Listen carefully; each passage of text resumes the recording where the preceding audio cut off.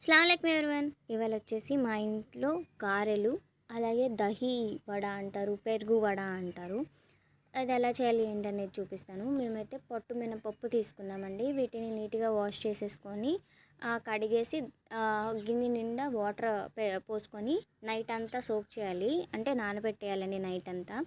Next day మార్నింగ్కి ఇదేదైతే ఉందో మేము పొట్టు మినపప్పు తీసుకున్నాం కాబట్టి ఈ పొట్టు అంతా గాలించుకోవాలి, అంటే ఆ పొట్టు పోయే వరకు క్లీన్ చేసుకోవాలి. నెక్స్ట్ డే మార్నింగ్కి ఇలా క్లీన్ చేసేసుకున్నాం మేము. ఇలా క్లీన్ చేసి పక్కకు పెట్టేసుకోవాలి. ఒక మిక్సీ జార్లో పచ్చిమిర్చి, అల్లము, అట్లాగే సాల్ట్ వేసుకోవాలి. ఈ పప్పుని వాటర్ స్ట్రెయిన్ చేసేసుకొని స్ట్రైనర్లో పప్పుని తీసేసుకొని దాన్ని మిక్సీ పట్టేసుకుంటున్నాము. మిక్సీ పట్టేసుకునేటప్పుడు అంతా పిండి ఒకసారి వేయకుండా కొంచెమే వేసుకోండి, కొంచెం కొంచెం వేసుకోండి. కొంచెం వాటర్ కావాలంటే కొంచెమే వేసుకోండి, కానీ ఎక్కువ వాటర్ వేయకూడదు. వాటర్ లేకుండా కూడా మిక్సీ పట్టేసుకున్న ప్రాబ్లం ఉండదండి. చూపిస్తున్న విధంగా పిండిని అనేది గ్రైండ్ చేసుకున్నాము. మేము 2 బ్యాచెస్గా గ్రైండ్ చేసుకున్నాము. అయితే దీన్ని గారెలు వేయడం కోసం నేను తమలపాకుని యూజ్ చేస్తున్నానండి.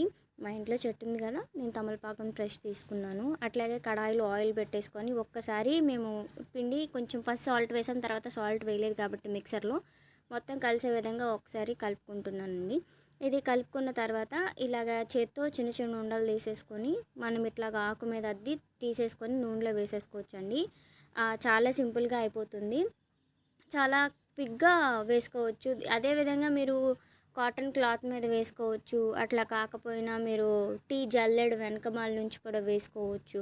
నేను వేస్తానండి, నేను క్లాత్ మీద వేస్తాను, ఇట్లా ఆకుల మీద వేస్తాను, హ్యాండ్ మీద కూడా వేస్తానండి నేను. మీకు ఎలా కంఫర్టో అలా వేసుకోండి. నూనె అంటే భయం ఉన్న వాళ్ళైతే టీ జల్లెడ స్ట్రైనర్ ఉంటుంది కదా, స్ట్రైనర్ బ్యాక్ సైడ్ మీరు ఇలా చేసేసుకొని దాన్ని మీరు వేసుకోవచ్చండి. ఒకవేళ మీకు చేతులకి పిండి అంటేస్తుంది అన్నప్పుడు కొంచెం అలా తడి చేసుకోండి చేతుల్ని. అలా తడి చేసేసుకొని మీరు వేసుకోండి. అలా తడి చేయమన్నారని ఎక్కువ తడి చేయకండి, ఎందుకంటే ఆయిల్ లాగేసుకుంటుంది గారె.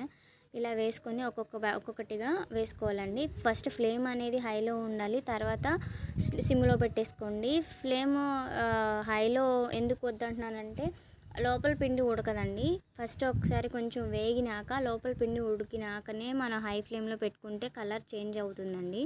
ఈ కలర్లోకి వచ్చేసినాయి చూసారా. ఇలాగా మీరు ఎన్ని బ్యాచెస్ అయితే అన్ని బ్యాచెస్ అనేది వేసుకోండి. సింపుల్గా సిమ్లో వేసుకోండి. సిమ్లో పెట్టుకొని వేసుకుంటేనే లోపల ఉడుకుతుంది. ఓకేనా అండి. ఈ గారెపిండిలోకి మీరు కావాలంటే ఆనియన్స్ కట్ చేసుకొని వేసుకోవచ్చండి. ఆనియన్స్ కట్ చేసుకొని వేసుకున్నా కూడా బాగుంటుంది. మేము అవేం వేయట్లేదు, నార్మల్గా వేసేస్తున్నాను నేను అది కాక పొట్టు మినపప్పు వాడాను కాబట్టి పైకి మీకు పొట్టు కనిపిస్తూనే ఉంది చూడండి. అంతేనండి. దీంట్లోకి మీకు పల్లి చట్నీ యూస్ చేసుకోవచ్చు. ఇప్పుడు చూడండి అలా కనిపిస్తుంది, లోపల అంతా మంచిగా ఉడికిపోయింది చూసారా, ఎలా విరిగిపోతుందో సింపుల్గా.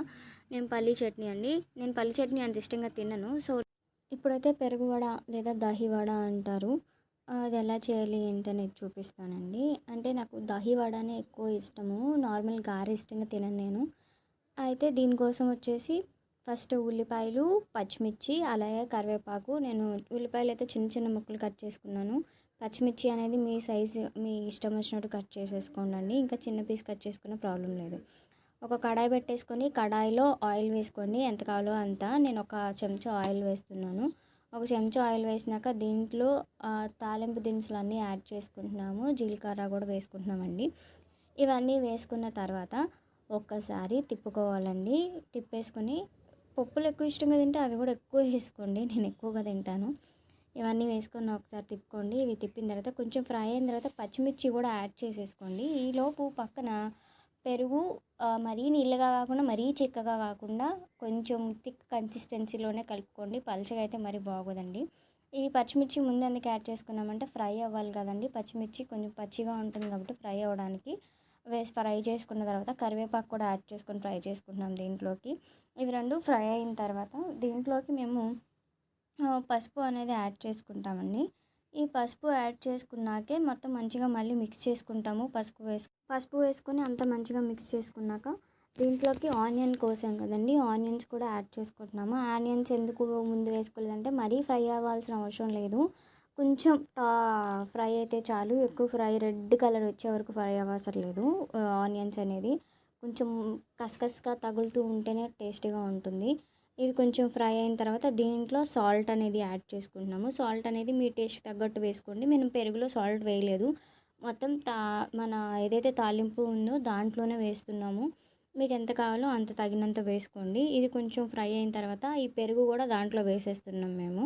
ఈ పెరుగు వేసిన తర్వాత మంచిగా ఒక్క నిమిషం అట్లా మిక్స్ చేస్తే చాలండి, రెడీ అయిపోయింది. దీంట్లో మనం వడలు ఏవైతే వేసామో అవి దాంట్లో పెరుగులో వేసేసి ఒక 10-15 మినిట్స్ వదిలేస్తే మంచిగా అబ్జర్బ్ చేసుకుంటుంది. మీకు అంటే ఆయిల్గా ఎగిట్టు వేసినట్టు అదేమీ ఉండదండి. ఇంకా మంచి టేస్ట్ ఉంటుంది, బాగుంటుంది. దీంట్లో కావాలంటే మీరు కారం కూడా యాడ్ చేసుకోవచ్చు. నా ఛానల్ని సబ్స్క్రైబ్ చేసుకోండి.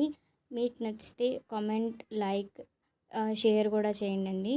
Thank you for watching.